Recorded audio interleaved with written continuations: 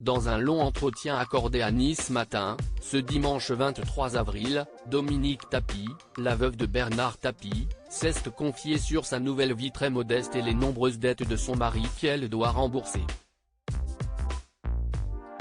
Au décès d'un proche, on hérite généralement de biens immobiliers ou de jolies sommes d'argent. Mais pour Dominique Tapie, ce sont à l'inverse de lourdes dettes qu'elle a récupérées. En octobre 2021 en effet, son mari Bernard Tapie décédait des suites d'un cancer de l'estomac, et étant engagé dans la société de son défunt mari, Dominique Tapie s'est retrouvé responsable des dettes accumulées par l'ancien président de l'Homme. Ainsi, si le père de Sophie Tapie avait en partie remboursé ce qu'il devait dans l'affaire avec le Crédit Lyonnais, Dominique Tapie reste toujours solidaire d'une somme colossale de plus de 600 millions. Il y a quelques semaines, elle se confiait d'ailleurs à ce propos dans Paris Match, à ce jour, 642 172 109 €.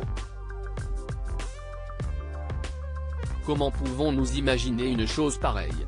S'est-elle révoltée. Un coup dur pour la veuve de l'homme d'affaires, qui assure aujourd'hui vivre modestement avec une petite retraite, 300 € à titre personnel et 1200 € correspondant à la moitié de la pension de réversion de son mari. Pas de quoi rembourser les millions qu'elle doit donc. D'autant que sa veuve l'assure, Bernard Tapie ne cachait pas d'argent dans les paradis fiscaux et ne lui a rien laissé. C'est complètement aberrant. Une fois de plus, Dominique Tapie est revenu sur sa situation financière difficile dans les colonnes de Nice Matin. Ce dimanche 23 avril, j'ai plus de 642 millions et 80 000 € d'intérêts qui se rajoutent tous les jours.